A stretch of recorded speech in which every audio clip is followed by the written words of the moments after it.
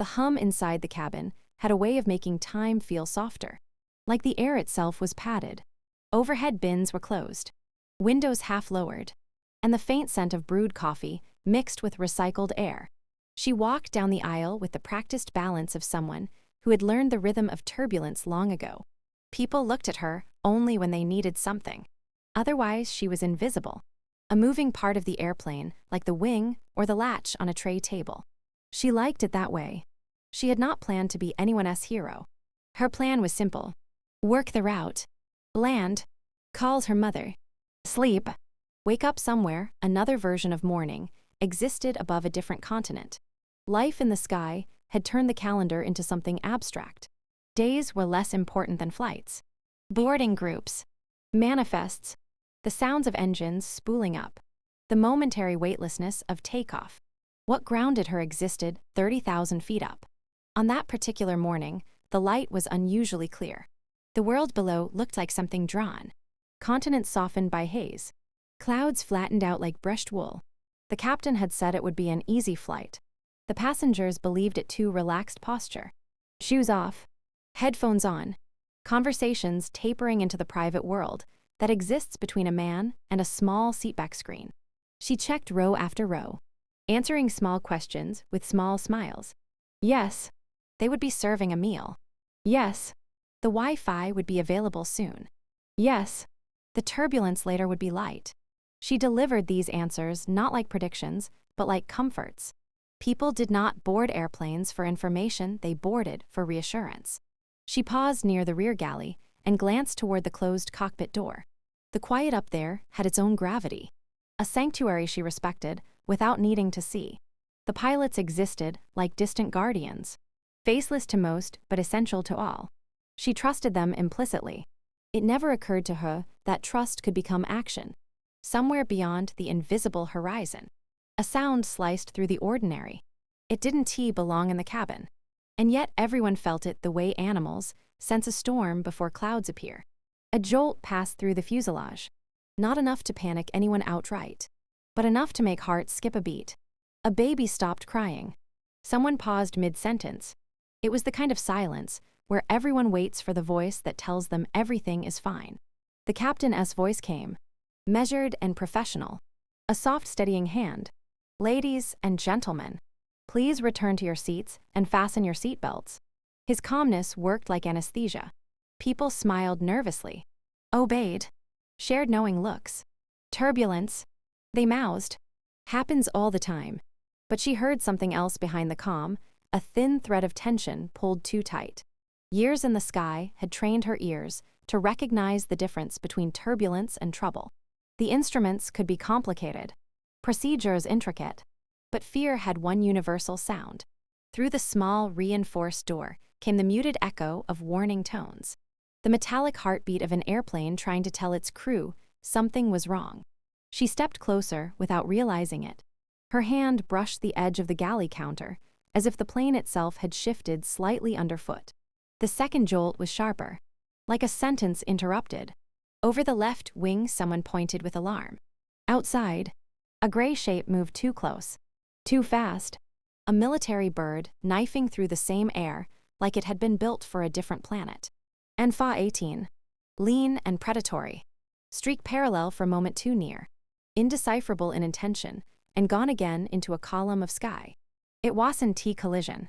It wasn't contact. It was something stranger. The wake of chaos. The way the air could become untrustworthy. The alarms behind the cockpit door multiplied. Then the cabin lights dimmed not by command, but by consequence, flickering just enough to make prayers crawl up from old languages. She felt the change before she could name it.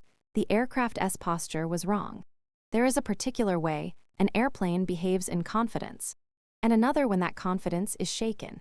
This one no longer flew like it believed itself invincible. She called the cockpit. There was no answer. She tried again. Still nothing. Her chest tightened, but her hands was steady. Fear always lived behind her ribs. Training sat in the fingers.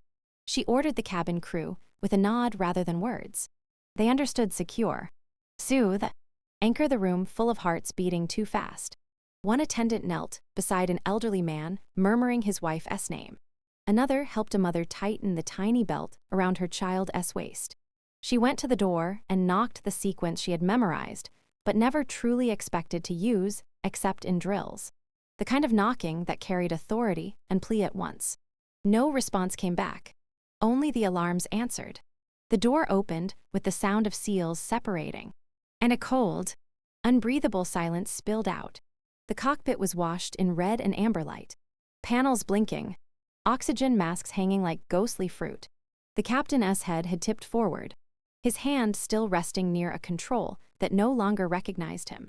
The co-pilot's breathing was shallow, his eyes unfocused, face pale with the unnatural stillness of someone halfway between waking and disappearing. She didn't scream. She didn't even think. She moved. The mask went over the captain's face first, then the co-pilot's. She spoke to them with the voice she used for frightened children and grieving adults. Because the situation didn't care about rank. She felt the aircraft sway. Not falling. Not stable. Just undecided. Outside, sky filled every window. The F/A-18 was a memory now. But whatever had happened in that split second had left the air around them jagged. There are moments when the world narrows to what will be said next. She picked up the radio not because she knew exactly what to do, but because not doing anything was impossible. She identified herself, and the voice on the other end did what voices are meant to do in crisis. It stayed calm. Her breath slowed to match it. No one asked her to be anything she wasn't. They simply spoke to her like she belonged in the chain of survival now. Because she did. She didn't fly the airplane in a way that would be written in textbooks. What she did was simpler. She held the cockpit together until the men who knew how to fly could return fully to their bodies. She became gravity. She became the voice that told the cabin that life was not slipping quietly away. She was the one who walked back briefly through the aisle, touching shoulders, bringing fractured attention back to something like belief. Some passengers wept openly.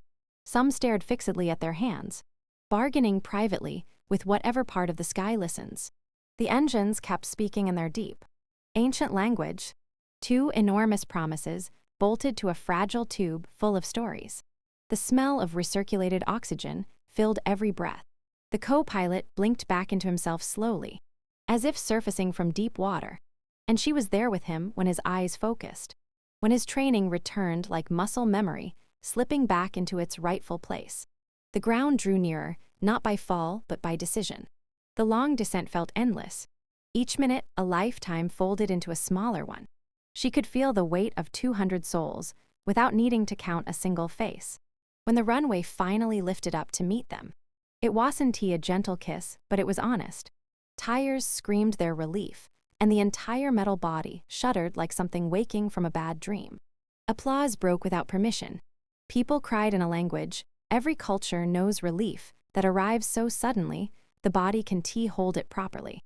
She stood in the aisle again, the same place she had walked earlier. Invisible then, central now. They looked at her differently, as though her outline had changed. Later there would be reports, questions, explanations, the kind of language that turns human fear into diagrams and paragraphs. Officials would talk about interference, about physiology at altitude, about systems that hiccuped at the wrong second, and the fighter jet whose path intersected with civilian air at the worst possible time. They would discuss protocols and redundancies, and write long sentences about how unlikely the sequence had been. No report would capture the quiet moment when she sat alone in the rear galley after everyone was safe, hands trembling not from what had happened, but from what almost had. She thought about the man who had clutched his wedding ring, and the girl with the stuffed animal whose fur smelled faintly like home even here above the clouds. She thought about how thin the line can be between ordinary and never the same again. People called her brave. She didn't feel brave. She felt awake. She felt like someone who had been handed an impossible moment and refused to let it crush her. Courage, she realized, is often just staying when everything in you wants to leave. She called her mother that night. Voice steady, words simple, leaving out the pieces that would make her mother's silence stretch too long across the phone. She didn't mention the alarms or the way the sky can suddenly feel enormous in the worst way. She only said she was home, that the flight was long, that she was tired in the good way that means you've done something worth the tiredness. Across the world, 200 people lay in beds, told stories at tables, wrote messages to friends that began with, "You want to believe what happened." They carried with them a memory that would not fade with seasons, a moment when a stranger refused to disappear into fear, and because of that, they got to keep waking up. The next morning, the sky was the same indifferent blue. Airplanes stitched the horizon with thin white threads. She put on her uniform piece by piece, tied her hair back, looked at her reflection without looking for anything new in it. She understood something now that had only been theory before. The distance between ordinary and extraordinary is the width of a single choice. She walked down the jet bridge again, into the humming cabin of another aircraft, into rows of strangers who did not know her name and didn't need to. There would be coffee and cramped elbows and questions about meals and connections. There would be the rituals that make the sky feel domesticated. And far above the noise and routine, the simple truth stayed with her like a second pulse. Sometimes the world asks for more than your job description, more than your comfort, more than the person you thought you were. Sometimes there is no one else in the moment between disaster and survival. Sometimes the only difference between 200 tragedies and 200 tomorrows is the steady voice of someone who refuses to vanish. She did not think of herself as the one who saved them.